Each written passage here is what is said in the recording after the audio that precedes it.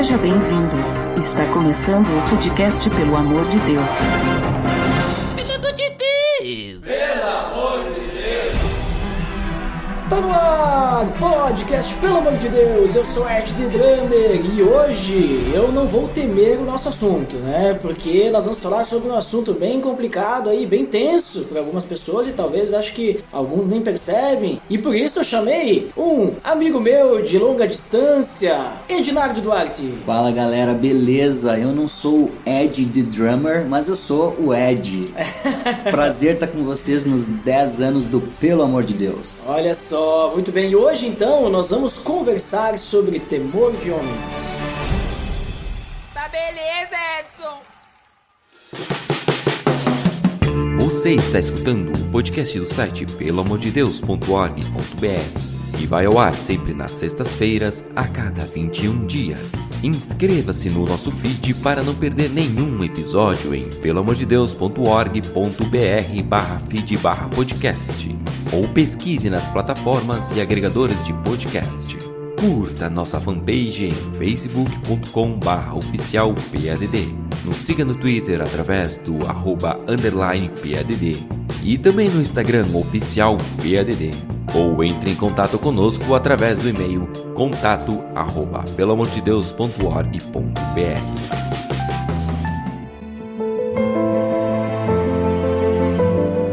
Então, Ednardo, como comentado, hoje vamos falar de temor de homens. Até eu falei, né, brinquei no início, não vou temer o nosso assunto, né, mas é algo complicado, né, tipo, muitas pessoas são assombradas por isso. Mas o que é isso? Temor de homens, né, o que é esse termo, essa palavra, esse temor? O que seria temor de homens? Pois é, Ed, a gente pode pensar em temor de homens no sentido de uma preocupação excessiva com a opinião das pessoas sobre quem nós somos, sobre o que fazemos, né? Um desejo, por vezes, desmedido de agradar as pessoas o tempo inteiro em todas as coisas, né? Não deixa de ser uma substituição da adoração a Deus pela adoração às pessoas. Então esse é um bom começo para a gente definir, assim, então, o temor de homens, né? Por exemplo, no livro Deuses Falsos, o Timothy Keller, né? Que Deus o tenha, né? Diz que a nossa sociedade atual, ela tem uma preocupação excessiva com a imagem em termos de estética, em termos de poder, em termos de popularidade. E tem um escritor também, um conselheiro, um teólogo e conselheiro cristão chamado Edward Welch, né? Ele escreveu um livro que até alguns brasileiros acabaram fazendo uma resenha dele. Ele se chama Quando as Pessoas São Grandes e Deus é Pequeno. Em inglês, né? When People Are Big and God is Small. Acho que se você procurar aí, der um Google, você encontra. Então, link no post aí pra você já ir direto no livro. Legal. Então ele afirma que o temor ao homem, ele é de tal modo parte do ser humano que quando alguém nega ser afetado por ele, a gente precisa verificar se o coração ainda está batendo, né? Ou seja, em certa medida todos nós temos essa preocupação sobre como as pessoas nos veem, como a gente tem vivido a nossa vida sobre a Terra. Então, o temor de homens seria toda essa questão relacionada, vamos dizer assim, em a gente colocar muitas vezes a opinião do outro, né, acima de qualquer coisa. Às vezes até a gente se preocupa mais, quem sofre disso, né, se preocupa mais com o que o outro vai pensar do que se eu gostei daquilo, né. Às vezes pode chegar a esse nível, né. Exatamente, né. Tem algumas perguntas bem interessantes, né, o pessoal que está nos ouvindo pode refletir um pouco sobre isso, né. Por exemplo, algumas perguntas norteadoras aí, né. Por exemplo, você tem dificuldade para dizer não, mesmo quando deveria fazê-lo? Ou então, você necessita ser respeitado e reconhecido pelos outros o tempo todo? Você deseja, por exemplo, impressionar outros com a sua fala, com as suas posturas, os seus títulos, né? Enfim, suas posses? Você tem medo de errar porque imagina o que poderiam dizer sobre você, né, a seu respeito? Você trata, talvez, algumas pessoas de maneira distinta, com certo favoritismo. Enfim, temos mais algumas, né? Por exemplo, você tem o hábito de evitar pessoas porque tem medo dessa interação. Outras pessoas o deixam deprimido ou irritado com certa frequência. São perguntas bem interessantes pra gente pensar também, né? Sobre o tema. É bem interessante isso que tu falou, porque normalmente, né, às vezes a gente pode pensar, não, eu não tenho isso, né? Mas tem algumas perguntas ali que nos levam, né, a refletir realmente, mas pega aí, muitas vezes, eu não quero a aprovação dos outros, mas eu já não tento fazer com medo de ser rejeitado. Exato. Tem esse ponto da frustração. E a gente tá falando de temor, né? Temor, normalmente, não sei, também o nosso nobre amigo e ouvinte, né? Mas eu, normalmente, já escutei a palavra temor muito fortemente relacionada a Deus, né? Temer a Deus e tudo mais. Então, vamos dizer assim, a gente tá falando de temor de homens. E temor ao Senhor, seria o oposto disso? Ou seria a mesma coisa, mas relacionado com Deus? Como é que é o temor ao Senhor? Essa ideia também, eu quero a aprovação de Deus, alguma coisa assim? Ou já tem uma ideia um pouquinho diferente? Legal tu tocar nesse ponto, né? Da outra pessoa que podemos temer, né? O temor ao Senhor. Porque tudo que a gente falou antes aqui tocou o vocabulário do quê? Da autoimagem, tocou o vocabulário da reputação, do reconhecimento. E é por isso que isso acaba nos afetando tanto, né? Mas quando nós fizemos essa virada para o temor do Senhor, a gente já está tratando já de um outro vocabulário. Nós estamos tratando de um vocabulário da adoração, um vocabulário da nossa... de onde a nossa vida está alicerçada, digamos assim, né? Então, de um lado, o temor, ele deve certamente significar terror diante de Deus, né? Uma resposta natural, uma resposta apropriada por parte de pessoas impuras como nós, né? Diante de um Deus santo. Então não é só um respeito, assim, eu respeito muito Deus. Não, eu gosto de usar essa palavra terror, realmente. A gente vê esse terror em várias partes do Antigo e do Novo Testamento, quando algumas manifestações de Deus aparecem, algumas manifestações do Senhor, ou até mesmo de alguns enviados dele, né? Por exemplo, alguns anjos, né? E os anjos às vezes têm que dizer, não me adore. Verdade. Gerou um certo terror isso aqui tudo, mas não me adore porque eu não sou Deus, né? Mas então, existe sim esse aspecto do temor a Deus, do terror. Mas do outro lado, existe também um aspecto de uma adoração reverente, né? Do que a gente pode dizer assim, uma adoração gerada pelo amor, que resulta em obediência, e eu então me prostro diante do Senhor em adoração. Eu diria que essa expressão, a expressão para temor do Senhor é irá no hebraico. E eu diria que ela é meio bipolar, né? A brincadeira, porque de um lado você volta-se para trás com medo, com terror, Sim. Você fica paralisado, mas no momento seguinte você se aproxima para contemplar, para adorar, né? Para maravilhar-se. Então a gente tem aí o temor-terror e o temor-adoração. E esse temor-adoração, ele reconhece o perdão de Deus, a graça de Deus, a misericórdia de Deus na nossa vida. Mas é importante que esse temor, esse terror, que nem tu falou, tu deixou muito claro agora no final, que não é ter medo de Deus, né?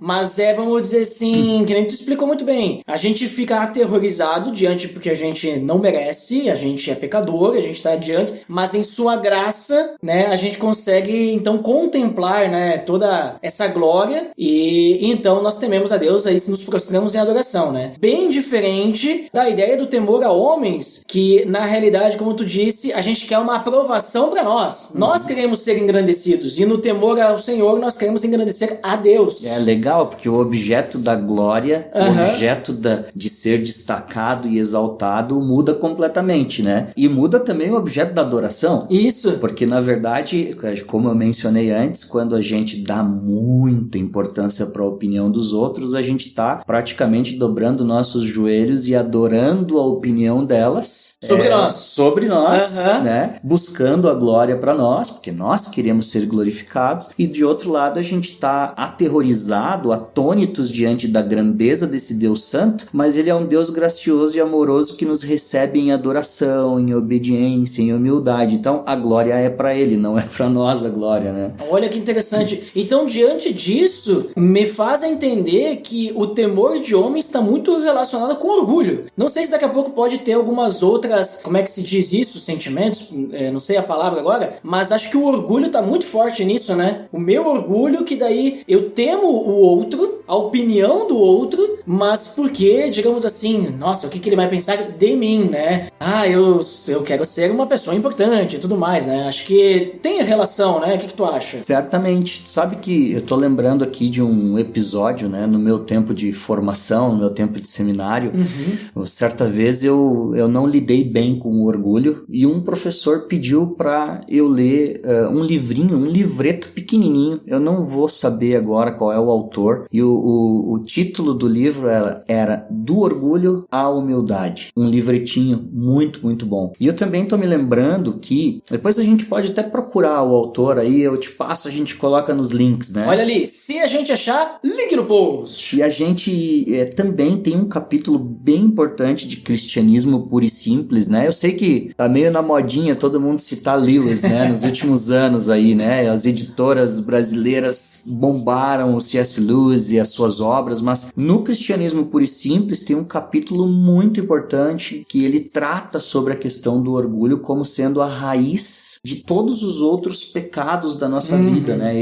Essa pretensa autonomia de querer dominar a nossa própria vida, né? Eu abro parênteses no que tu acabou de falar, que na minha visão, né, creio eu que praticamente todo o pecado ele nasce dos 3 pontos em que a mulher foi tentada e que também, acho que é 1º ou 2ª Pedro que fala sobre aqueles pontos lá, cobiça dos olhos, cobiça da carne e ostentação dos bens. Acho que é 1º Pedro, né? Não me recordo agora com certeza. Também não, de cabeça tá difícil. Mas o nosso ouvinte aí vai abrir sua Bíblia e vai depois me mandar um e-mail dizendo: você não sabia que era a 2ª pelo primeiro.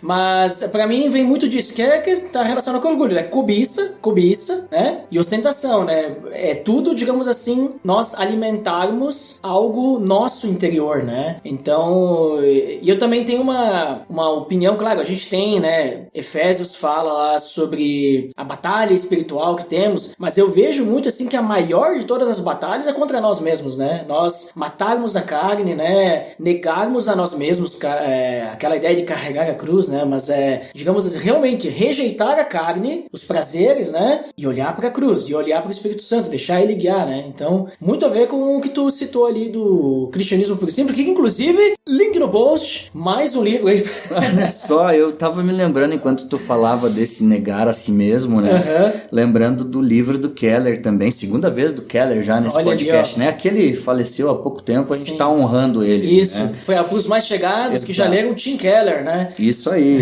Eu tô aqui com o livro Ego Transformado. Opa, né? Peraí então, link no post. Então, Vida Nova, né? A editora tem circulado esse livro e tem um trechinho que ele fala que a verdadeira humildade não é pensar muito sobre si mesmo ou pensar pouco sobre si mesmo. Olha ali. Mas é pensar menos em si mesmo. Uma questão de autoesquecimento, né? Ele até menciona como é agradável quando tu sai de uma visita, uma conversa com algum amigo, com alguém, que a pessoa se autoesqueceu e ela te ouviu muito e realmente fez perguntas sobre a tua vida.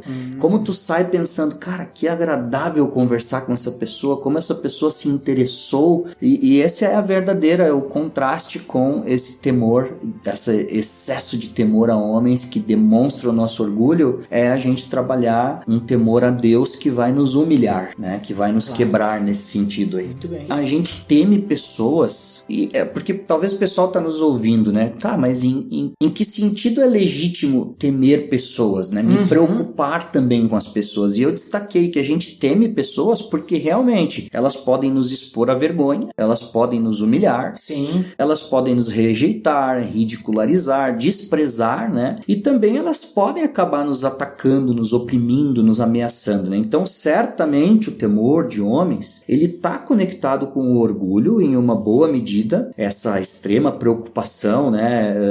Uma preocupação gigante em gerir a minha própria reputação, mas, no entanto, a gente não pode esquecer que há legitimidade em sermos cautelosos sobre com quem andar, com quem quem conviver. Então eu destaquei, por exemplo, Provérbios 13, 20, se é que dá tempo ainda aí da gente dar essa olhadinha, né? Mas Provérbios 13, 20 diz assim: aquele que anda com os sábios será cada vez mais sábio, mas o companheiro dos tolos acabará mal. Então, poxa, é legítimo eu também me preocupar com quem que eu ando e convivo, a ponto de não estar o tempo inteiro preocupado se eu vou sofrer algum tipo de ataque ou algum tipo de intimidação. Isso é legítimo. Isso não seria preocupar-se excessivamente consigo, né? E 1 Coríntios 15, 33 também fala, né? Não se deixe enganar. As más companhias corrompem os bons costumes. Então, mais no sentido de não jogarmos o pêndulo pro outro lado. Não vou me preocupar com nada que falam, com nada no meu dia a dia sobre o jeito que lidam comigo. Não, peraí, né? Tem um aspecto aí que é legítimo, né? Dos relacionamentos, né? Então, um segredo que eu diria é dedicar tempo e recursos para investir no nosso caráter, deixando a reputação aos cuidados do Senhor. Então, invisto no meu caráter, né? Enfim, tem várias maneiras que a gente pode falar sobre isso, mas a reputação a gente não tem controle, ela escorre pelos dedos, né? Enfim. Mas um detalhe importante desse alerta que tu colocou é que o foco ali, a preocupação não é eu ser engrandecido, mas é que isso me tire do caminho do Senhor, me tire do real temor, né? Exatamente. Então, é um cuidado, vamos dizer assim, como um cuidado que eu vou ter relacionado a um pecado, né? Digamos, eu não vou em tal local porque eu sei que talvez eu tenha uma dificuldade com esse local ou posso vir a pecar, então eu não vou lá. Não é porque eu tenho medo daquele lugar, é que aquele local, né, eu estou temendo. Não, eu temo o Senhor, né? Exato. E por isso eu tomo cuidado também com quem eu pessoas, convivo, né? Claro, né? Salmo 1 também, né? Que a gente não estar na roda, né, dos zombadores, né? Sim. Mas estar antes junto de Deus, né? Então... Legal. Muito bom.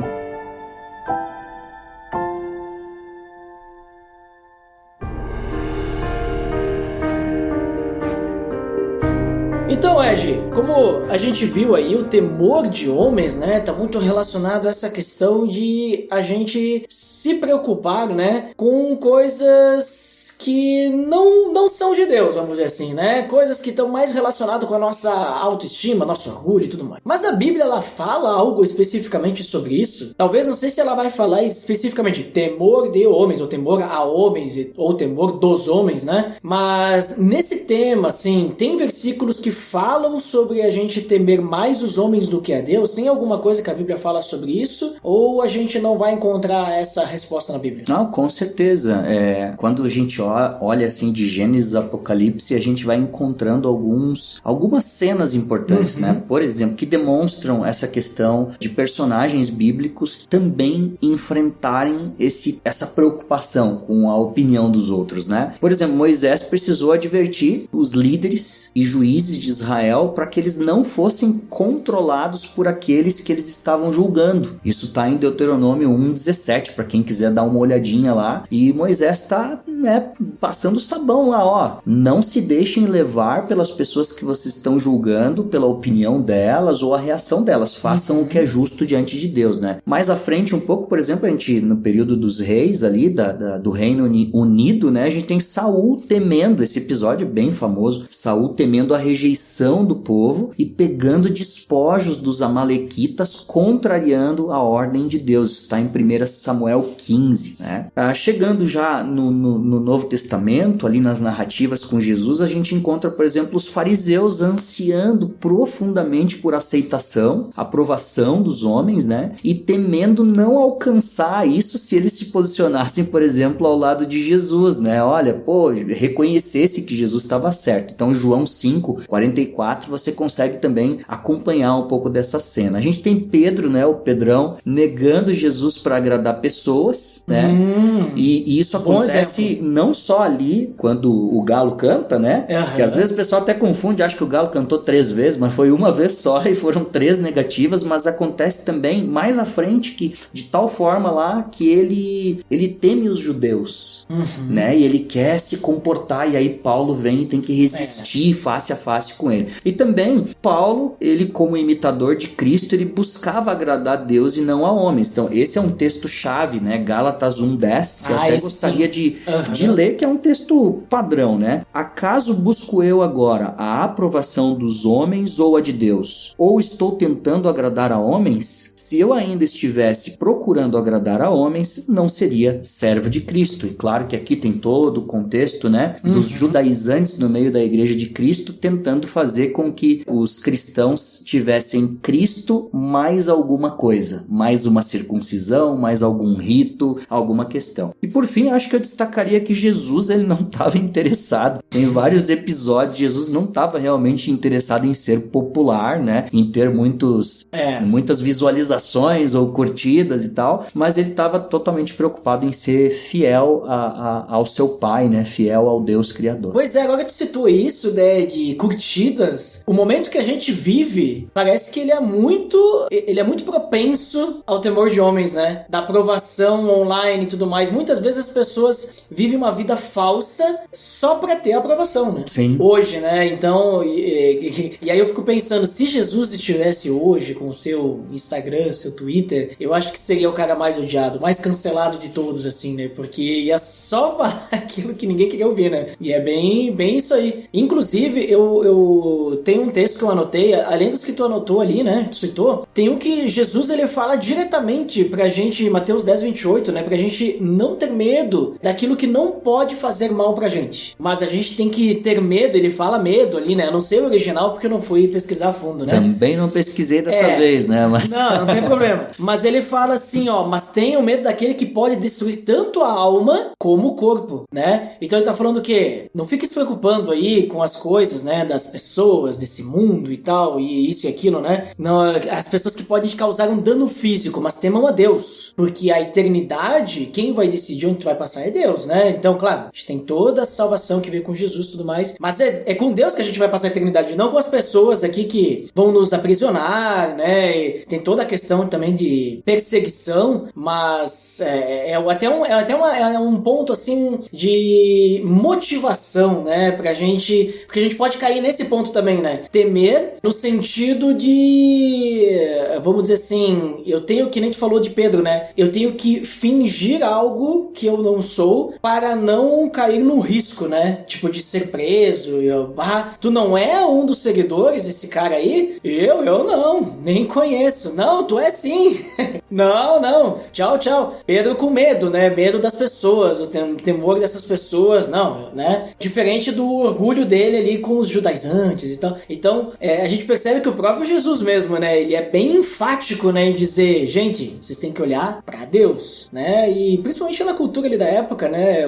Os fariseus, que a própria parábola do fariseu e do publicano, acho que é um ótimo exemplo, assim, que eu vejo da diferença de uma pessoa que tem temor de homens e uma pessoa que tem temor de Deus, né? Muito bom. No caso, o publicano, temor do Senhor, pra ficar bem claro. E o fariseu ali, temor de homens, né? Porque, tô falando com Deus, mas olha, vejam como eu falo com Deus, vejam como eu sou... Publicitando a fé dele, Isso, é um cuidado que a gente tem que ter também, né? Porque às vezes a gente pode pensar também que o temor a homens é só relacionado... eu tenho que esconder a minha fé. Mas não, eu posso usar isso pra demonstrar como que eu sou fiel a Deus.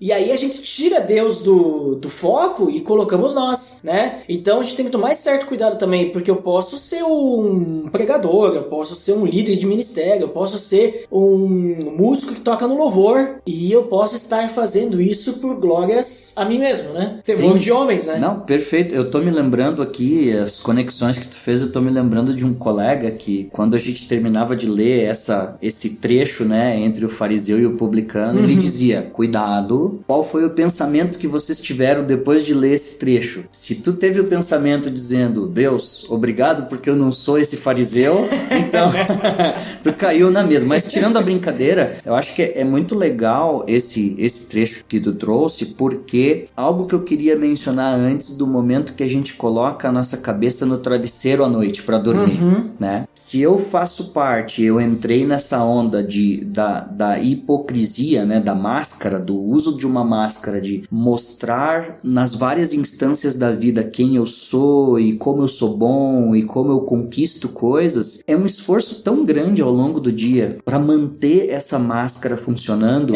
E quando eu tiro ela na hora de dormir e deito a cabeça no travesseiro, o esforço todo durante o dia, ele me cansou, ele me deprimiu, ele suga as minhas energias. Agora, quando a gente não usa essa máscara e pode viver de uma forma leve e livre diante do Senhor, levando o fardo do Senhor, né?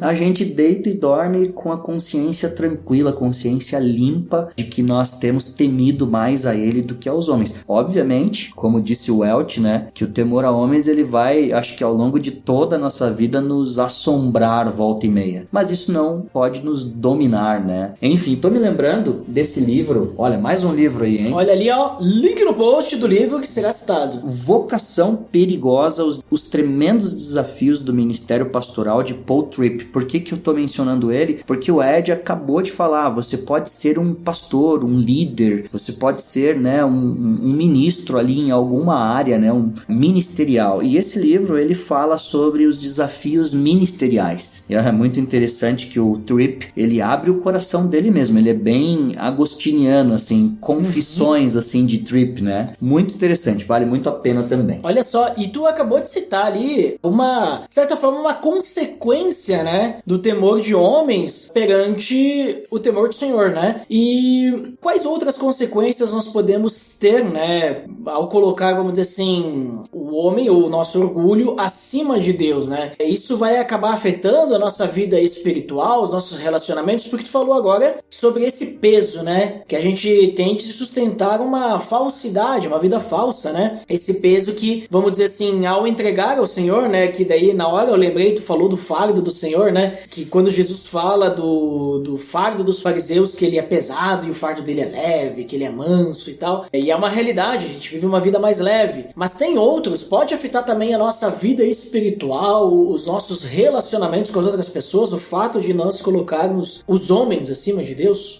Eu creio que sim, assim, de bate pronto, me vem algumas expressões, por exemplo, como vitimização, né? E é muito ruim conviver com alguém que se vitimiza por tudo e que está totalmente preocupado com o confronto do outro, a opinião do outro, e sempre usa oportunidades para se vitimizar, assim, né? É um movimento muito forte de autocomiseração, né? Sempre lambendo suas próprias feridas. Você não pode orientar, faça assim, não faça assado, ou quem sabe você tome essa decisão, que essa pessoa já começa um movimento de vitimização, de autocomiseração, né? Porque está extremamente preocupada que com um certo confronto ou uma certa fala, a imagem dela então foi descoberta, foi diminuída, e tu entende que pega no âmago da questão, do coração do orgulhoso, do vaidoso, né? O Keller, nesse Ego Transformado, ele faz uma brincadeira com a própria artista Madonna e fala sobre ela, de como ela se acostumou a viver sob o reconhecimento e o aplauso das pessoas. E aí ele menciona que a diferença daquele que estava inflado, um balão inflado, um ego inflado e foi furado, é que ele estava inflado e murchou. Mas o ego que tu encontra murcho, se vitimizando, autocomiserando, ele tá murcho porque um dia ele já foi inflado. Então os dois sofrem do mesmo problema do orgulho. Mas eu falaria também, assim, em termos de frustração, a gente se frustra com as pessoas, porque, nossa, essa pessoa pensa isso de mim, ou essa pessoa falou tal coisa sobre mim. Então, esse movimento de frustração pode levar à depressão, né? A pessoa ficar deprimida, pode levar ao afastamento do corpo de Cristo, porque ela não pode errar e ela tá tão preocupada com a opinião dos outros que ela paralisa, né? E uma série de doenças emocionais, né? Assim, afetamentos na sua vida espiritual, na sua caminhada. Eu tô me lembrando, por exemplo, de um pecado meu, assim, no início da minha caminhada cristã, que tinha e teve a ver totalmente com a opinião dos outros, né? Quando eu ia orar publicamente, eu escolhia algumas palavras para que eu parecesse alguém descolado orando. Ah, descolado, tu não usava beneplácito então? Não. Mas assim, extremamente preocupado no início da minha caminhada com o que as pessoas iam pensar da minha oração, o que eu ia demonstrar de conhecimento, talvez até bíblico ou de experiências. De repente, ao longo da vida, na caminhada, nas noites frias, né, da alma que o Senhor traz para o nosso amadurecimento, tu vai percebendo quão raso, né, a profundidade de uma poça d'água a tua vida de piedade diante do Senhor, porque tu estava querendo destacar o teu nome em vez de dar glória ao nome de Deus, né? Sim. E tu falou sobre isso agora, da oração, e aí entra mais um exemplo de como que a gente não pode generalizar, mas analisar o contexto e o propósito, a intenção do coração, porque vamos dizer assim, então quer dizer que toda vez que eu for orar em público, né, eu oro do jeito que eu quiser e tal. Eu vejo que a gente também tem que ter um certo cuidado, porque na minha opinião, quando a gente ora em público, em comunidade, não é minha oração no meu quarto escuta, né? Então eu não vou alugar as pessoas para confessar os meus pecados ali todos e ficar falando de uma forma individual, né? Mas eu tô orando em público, então eu tô agora ministrando a oração, vamos dizer assim, tô conduzindo todos nós juntos. Como um sacerdote ali, né? Junto. Vamos orar juntos, né? Então, mas aí, veja bem, não é algo que eu vou cuidar das palavras para ser engrandecida, não. Eu tô conduzindo, né? Então, da mesma forma como se eu vou até conduzir um momento de louvor, eu tô conduzindo o louvor da comunidade, né? Não algo que eu tô sozinho cantando a Deus e tal, porque aí, olha só que interessante, né? A gente pode cair no egoísmo ao não pensar nos outros, né? Ou seja, não tenho temor de homens, mas a gente cai no egoísmo porque é eu e Deus. Meu relacionamento é individual, mas não é, né? Agora eu estou num relacionamento comunitário, mas esse é outro assunto. Não, mas eu acho bem interessante tu tocar nesse ponto, porque a linha é bem fina, né? É fina, e a né? linha, a gente pode chamar ela de motivação. Isso, né? a motivação. A motivação do coração, porque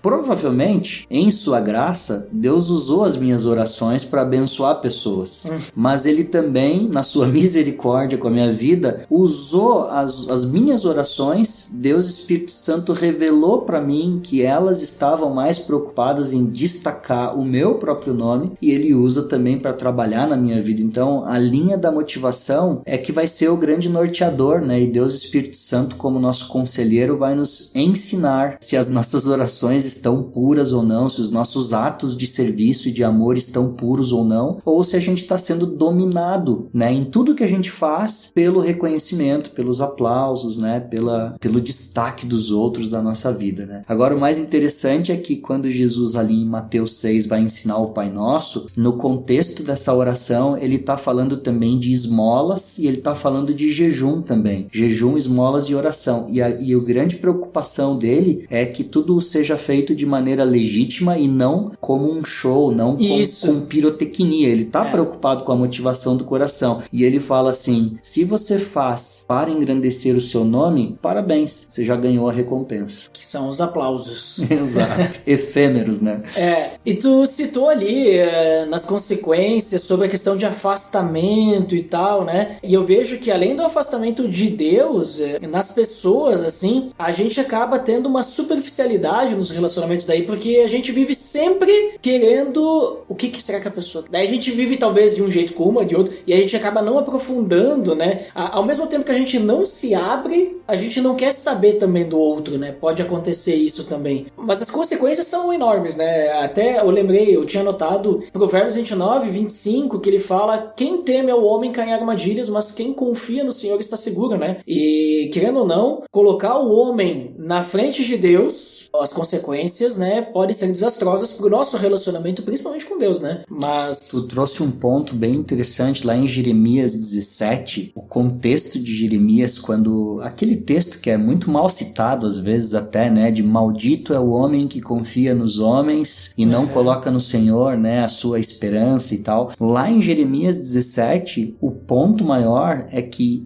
Deus sempre orientou Israel a depender dele. E naquele momento, se eu não me engano, a Assíria estava vindo a atacar Israel. E Israel faz uma ligação, manda um e-mail para o Egito, pedindo ajuda do Egito para se proteger desse potente exército assírio, né? Ao invés de falar com Ao Deus. invés de falar com o Senhor. Então tu vê, né? O temor de homens e a falta de temor a Deus levou eles a uma armadilha de recorrer ao Egito, que seria nada diante das forças assírias, né? E também apenas queria contribuir com o que tu mencionou antes sobre as consequências, pensando assim na vida do cristão, na comunidade de fé, a gente vê ou a pessoa fica num relacionamento muito superficial, porque ela tem medo de se expor, e nossa, falaram isso, apontaram isso e aquilo de mim, mas aí ela não cresce, porque se ela não enxerga na comunidade como um espelho da sua vida, ela não pode amadurecer, ou as pessoas abandonam a comunidade.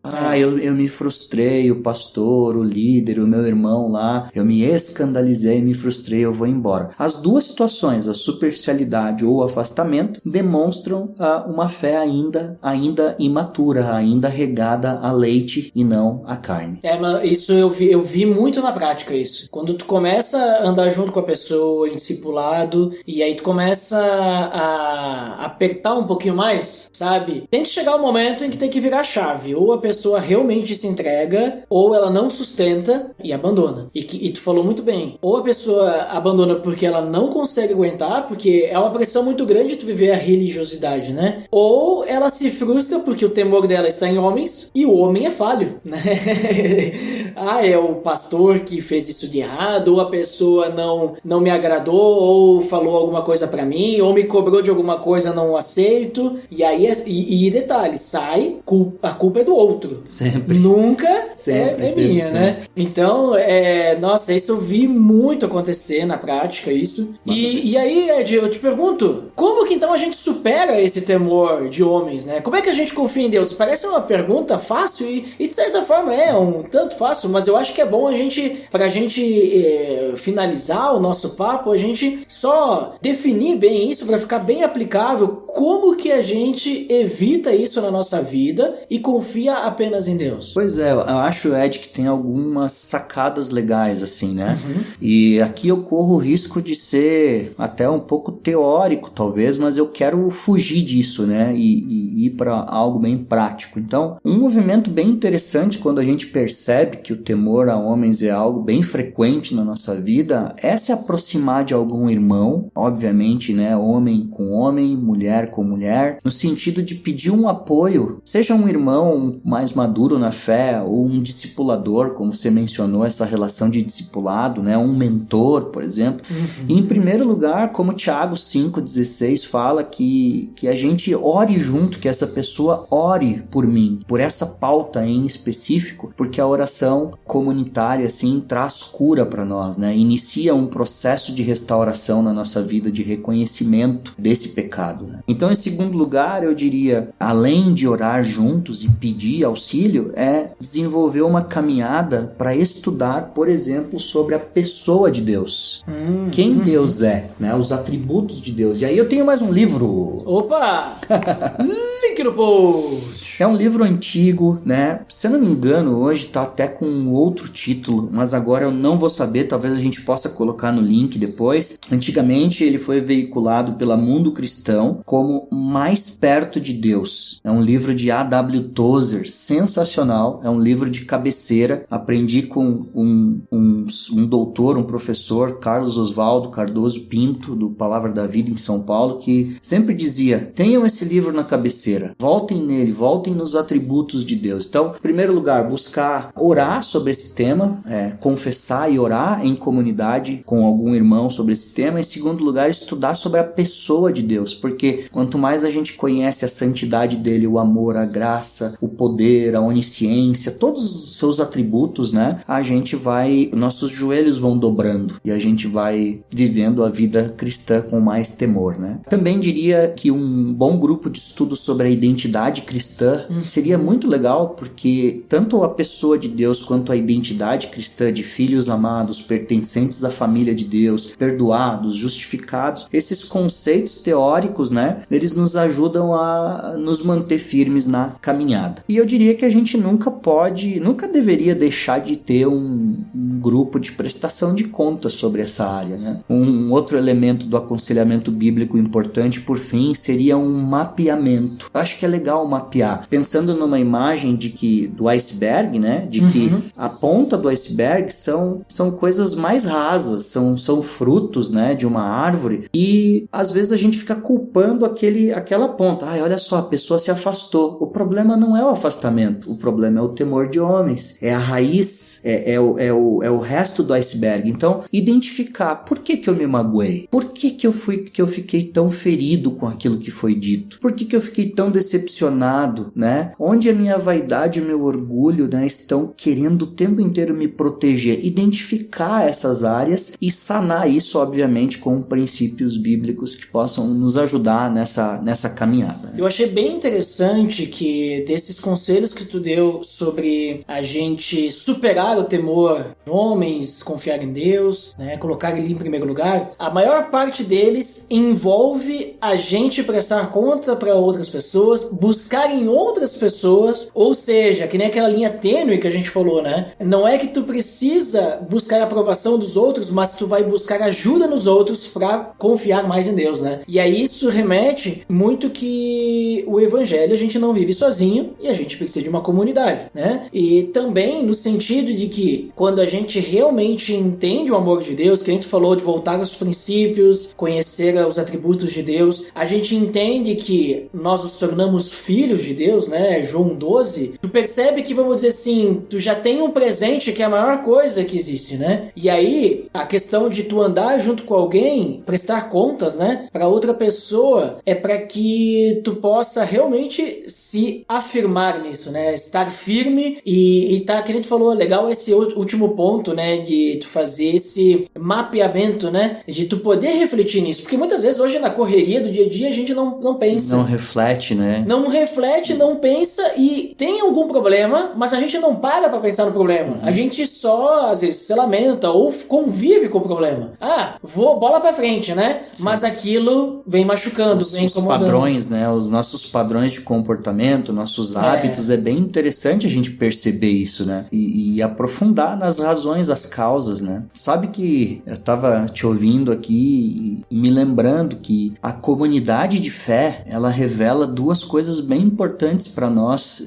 O próprio Martinho Lutero trabalhou essa expressão, né? Simultaneamente justos e pecadores. Então, é muito importante esse conceito, né? Porque a comunidade de fé semanalmente junto, não apenas no culto, mas convivendo junto, ela mostra para mim tanto que eu sou pecador, que eu sou limitado, que eu sou fraco e preciso amadurecer, quanto que eu sou justo e a minha identidade está firmada em Cristo. Então, não tem como amadurecer sozinho. Eu preciso amadurecer nessa raiz, nesse caule, que vai gerar vários frutos, não só da minha vida, quanto dos meus irmãos também, né? E se eu tô fora, se eu tô afastado, se eu tô frustrado, ou se eu sou superficial, eu não ajudo a gerar bons frutos também, né?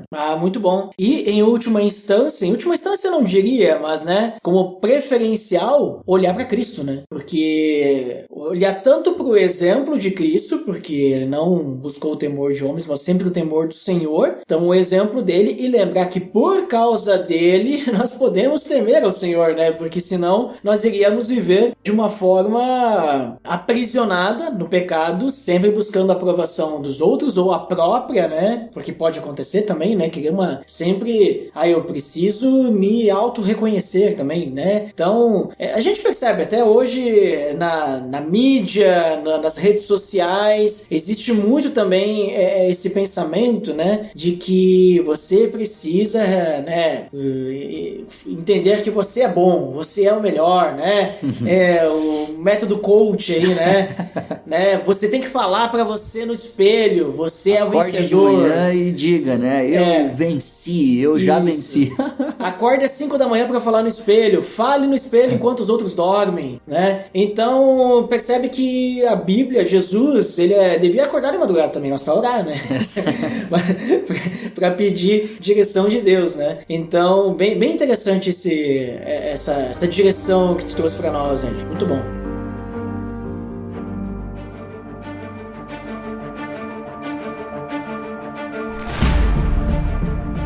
Então, Ed, muito bom o papo que tivemos, né? Esse tema, ele foi sugestão de um ouvinte nosso, né? Olha só. Então, é bem interessante aí, proporcionou. Obrigado por ter aceito o convite de participar. Acho que foi um papo enriquecedor, né?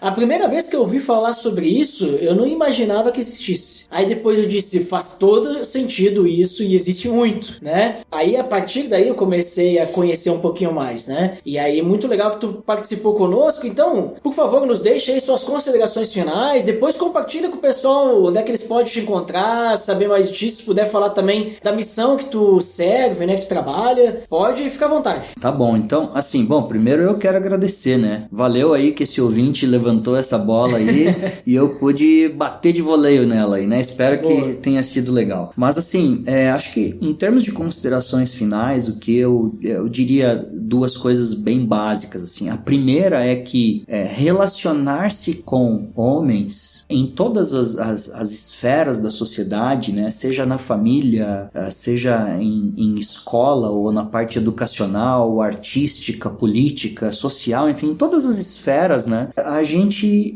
está se colocando numa situação de risco no sentido de nos machucarmos, né? E invariavelmente isso pode acontecer também no corpo de Cristo, né? Na Igreja de Jesus. O que a gente precisa ter em mente é que, como o Provérbios fala, o ferro afia o ferro para amadurecimento, e não há um outro caminho que não a vida em comunidade, especialmente para quem segue Jesus Cristo. Então, apesar dos riscos, é muito importante que a gente se coloque, mergulhe nessa experiência de convívio, visando sempre com humildade perceber quais são as nossas lacunas, nossas deficiências para amadurecermos, né? E a segunda coisa que eu diria, mais prática, é que o livro do Keller, Deuses Falsos, é um livro muito bom. Ele vai expandir um pouco o temor de homens e o temor a Deus, e ele vai trabalhar um pouco com a questão de idolatrias, né?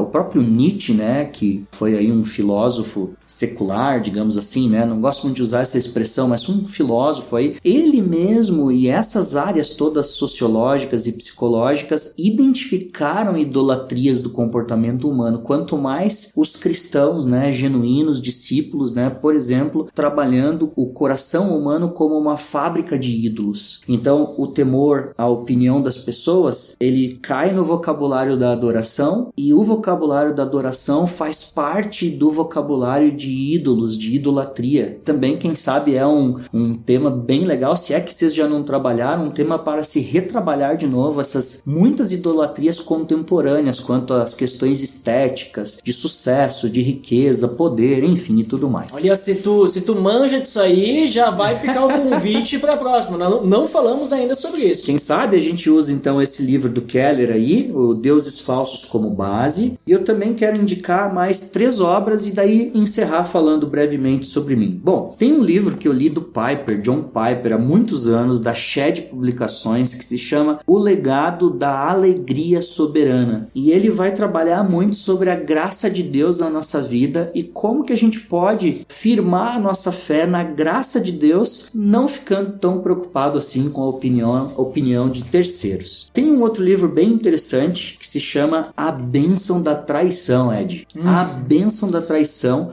de um autor que se chama Roush, R-O-U-S-H, e ele fala de como que essa intervenção traidora na nossa vida nos estica a ponto da gente aprender a depender só de Deus, como o próprio Cristo que foi traído também dependeu só de Deus. E por fim, eu não posso deixar de passar por esse episódio sem citar o querido Francis Schaeffer, né, um fundador de L'Abri, né, e ele, uma obra dele que deve ser a primeira obra de todos que são interessados em conhecer um pouco mais sobre ele, é Verdadeira Espiritualidade, que vai fazer a gente fugir de máscaras e de preocupações em preservar a nossa própria imagem diante da sociedade. Bom, eu tenho 39 anos, sou casado com a Lauren e eu atuo no Teach Beyond Brasil, aqui em Gramado. Em Gramado nós temos a sede dessa organização que trabalha com educação como meio de evangelizar e capacitar pessoas. A gente divide a educação em formal e informal. Formal, escolas de nível fundamental fundamental e médio, e informal, vários projetos lúdicos, esportivos, criativos, de acampamento, de idiomas, refugiados, né, ao redor de todo o Brasil e do mundo também. É uma organização, se você colocar teachbeyond.org, você cai no site global, se você colocar teachbeyond.com.br,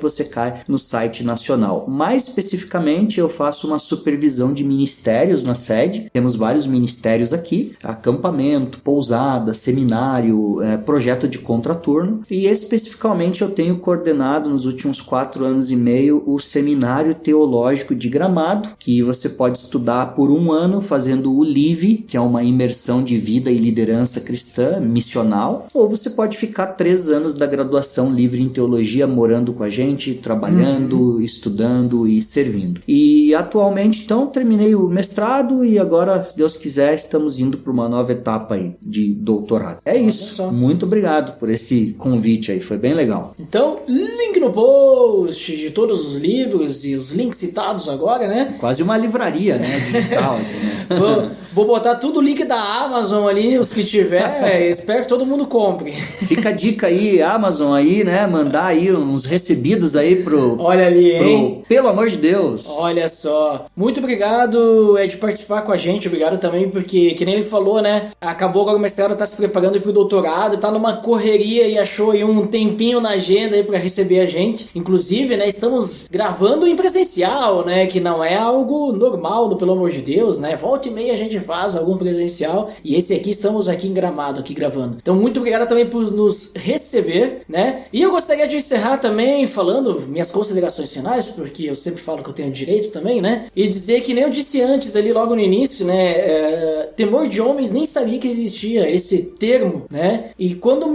vieram me pedir assim, o que tu acha assim sobre temor de homens, me pedir conselho, eu disse, temor do quê? Existe isso? Né? Daí a pessoa me explicou, eu disse, não conhecia com esse termo, né? Nem sabia que existia um termo pra isso. E daí eu comecei a entender um pouquinho melhor, pesquisar, e é realmente algo que, creio eu, que assombra muitas pessoas, né? E como o Ed comentou antes também, traz algumas até problemas de saúde, né? Doenças, né? Enfermidades, né? E pessoas hoje com ansiedade, com depressão, muitas vezes pode, não sempre, né? A gente sabe que tem questões químicas também, mas muitas vezes pode estar relacionado com isso, né? Com uma questão de necessidade de aceitação, frustração, às vezes traumas que causam isso, mas a gente sabe ali que muitas vezes sempre quando o problema é temor de homens, a resposta está no temor do Senhor, né? É isso aí, não viva paralisado pela opinião dos outros, mas aprovado pela opinião de Deus. Olha ali, ó, vou botar essa aí, vai ser a frase do post, hein? Frase de efeito, gostei dessa frase, não posso esquecer. Mas é isso então, pessoal. Muito obrigado para quem nos escutou até aqui e até o próximo episódio. Até mais!